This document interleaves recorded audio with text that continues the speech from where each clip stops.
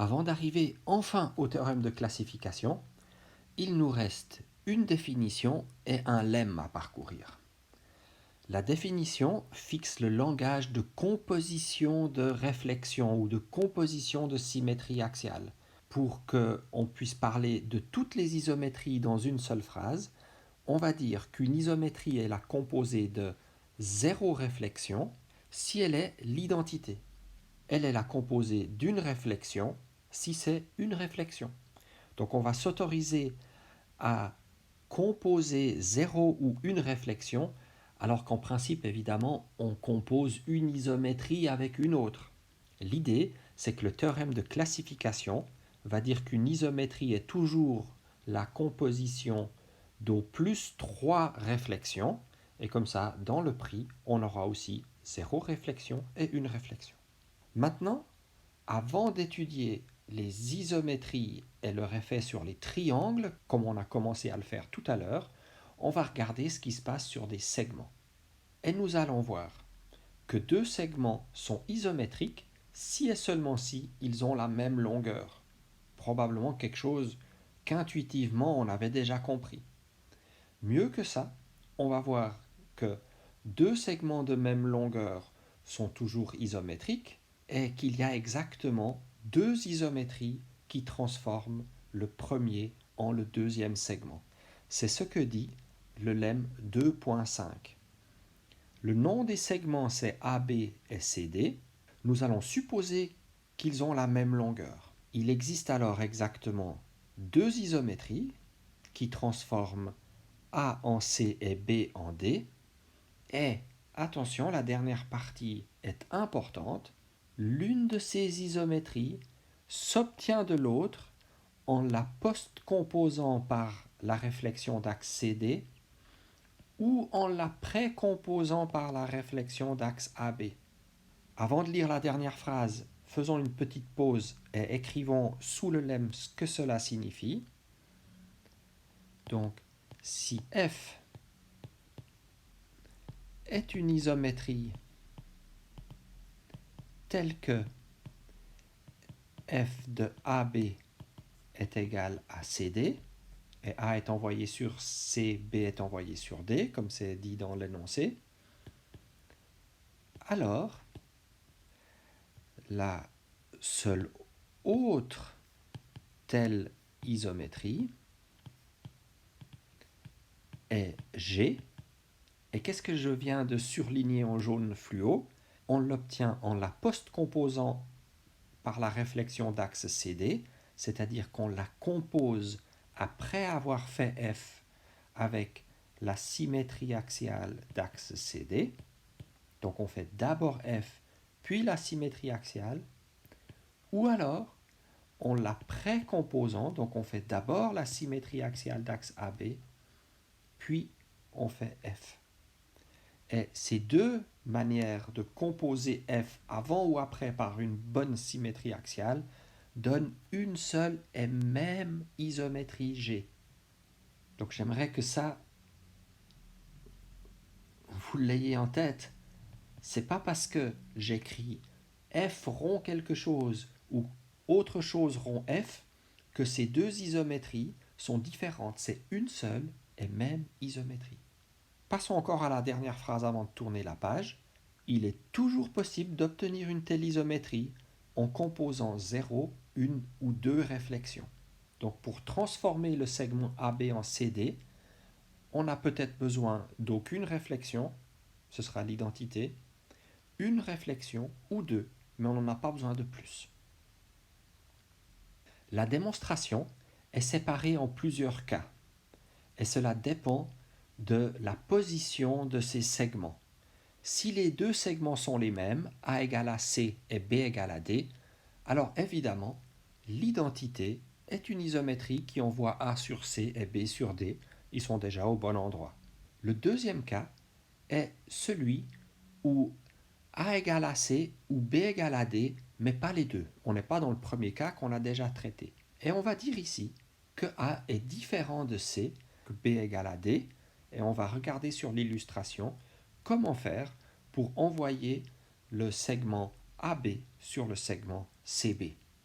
puisque les deux segments ici ont la même longueur, quand je considère le segment AC et sa médiatrice, que je vais appeler D, la symétrie axiale d'axe D va faire le travail, c'est-à-dire qu'elle fixe B et elle transforme A en C.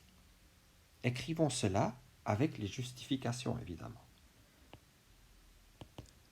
On considère D la médiatrice du segment AC. Alors, B appartient à D parce que la distance entre B et A est égale à la distance entre B et C. C'est la caractérisation de la médiatrice comme lieu géométrique. Et je l'écris. C'est le lieu géométrique des points équidistants des extrémités du segment. Et donc, la symétrie axiale fixe B, et comme D est un axe de symétrie du segment AC, eh bien on a justement que A est envoyé sur C.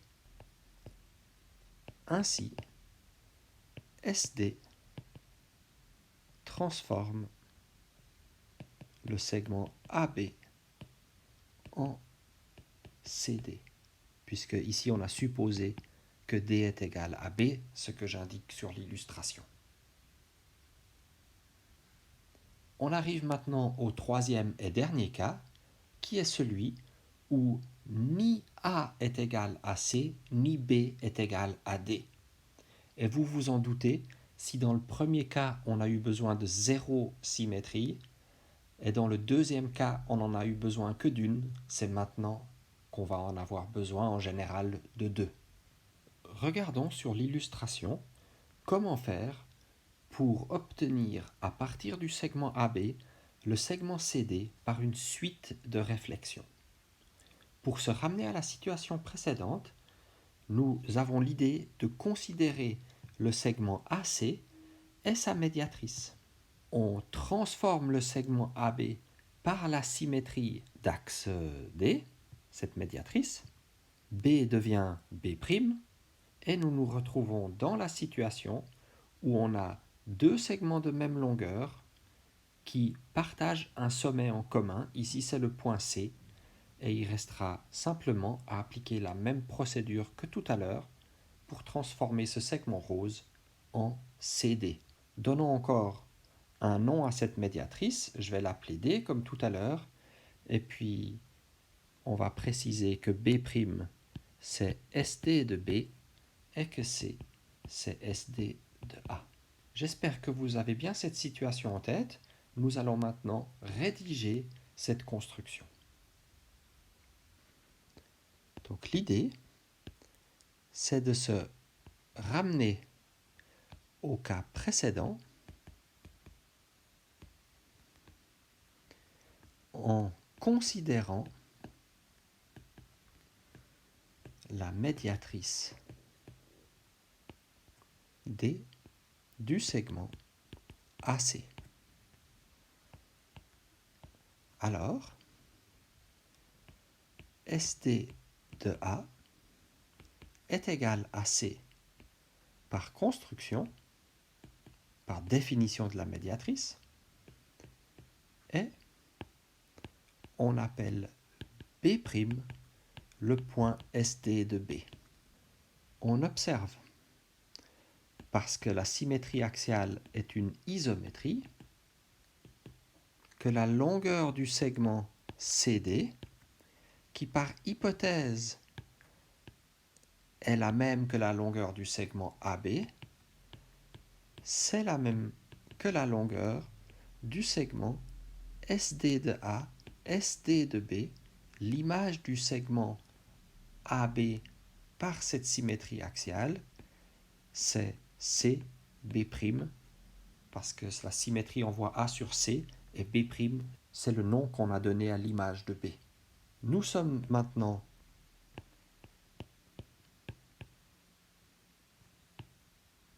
dans la situation précédente,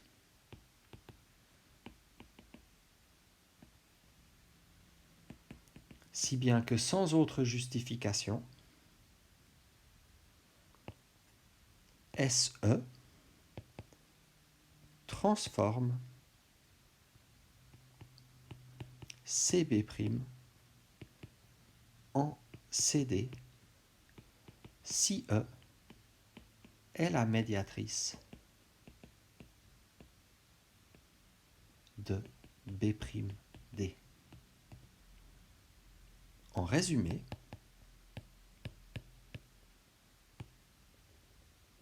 SE rond SD envoie A sur C et B sur D. Puisque SD envoie A sur C et C est fixé par la deuxième symétrie, la composition envoie bien A sur C, et puisque SD envoie B sur B' et SE, la deuxième symétrie, envoie B' sur D, à la fin de la composition, on a bien envoyé B sur D. Nous avons jusqu'ici montré l'existence d'une isométrie qui transforme un segment en un autre dans les trois situations possibles. Nous devons maintenant montrer qu'il existe exactement deux telles isométries. En effet, la dernière phrase du lemme, on s'en est déjà occupé, puisque dans tous les cas, on a besoin d'au plus deux symétries pour faire le travail. Comme cette histoire est déjà assez longue, une fois n'est pas coutume, je vais arrêter l'enregistrement pour montrer la deuxième partie dans le film suivant.